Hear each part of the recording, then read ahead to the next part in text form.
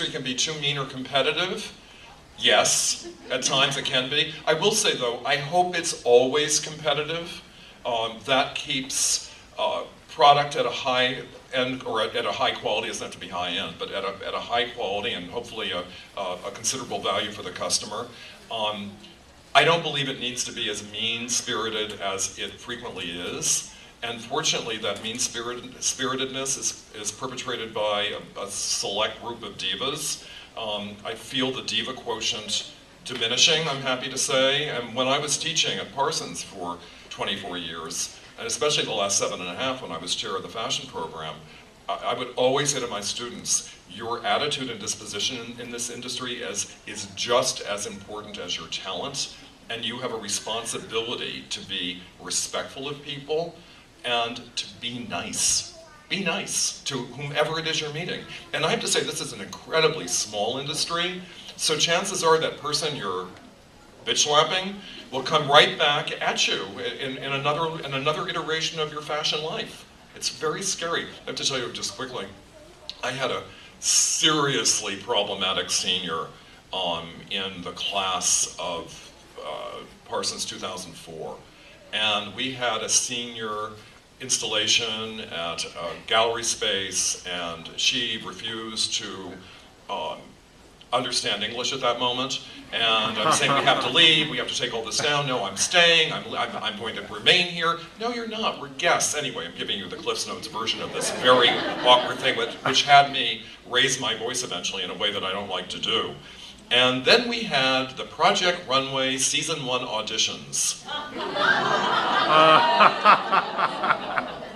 And she walked in the door, and you could see her slump over and almost drool when she laid eyes on me. So I said, I abstain from any discussion about her. You all can deliberate and deliver. And the other panelists did. And of course, she refused to leave the room. So I said, well, this is the designer I know as well. So, karma. Yes?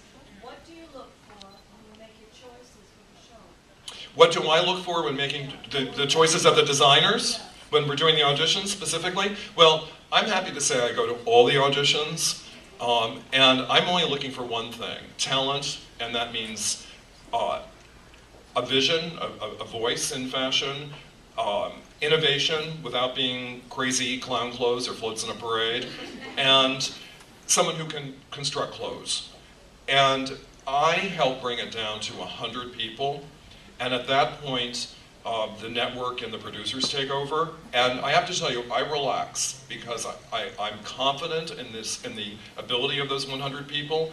And so whomever they pick, and I know they're looking for other things, and they're looking for certain personalities and different diversity of backgrounds and points of view, but then I'm perfectly happy about it. And it's a nice surprise when I see who's finally on the show. But even then, I have to say, we don't know how these designers will actually respond to what being on the show is like, and even the chemistry among them is a complete and total unknown. You just don't know.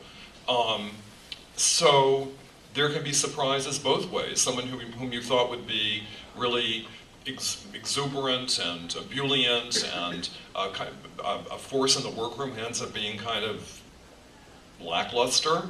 And then the inverse is also the case. So you really don't know. And I will add, and it seems obvious, but I think it's worth saying, that with each successive challenge, those designers who are still standing are really spent creatively, physically, psychologically, and there's not a lot left to give. So the fact that they still can, I mean, by the last challenge this season, I was in there like an intractable cheerleader. You can do it! You can! Don't think about anything other than this last challenge. Don't disappoint those judges. Because they were like rag dolls and kind of sleepwalking through all the motions.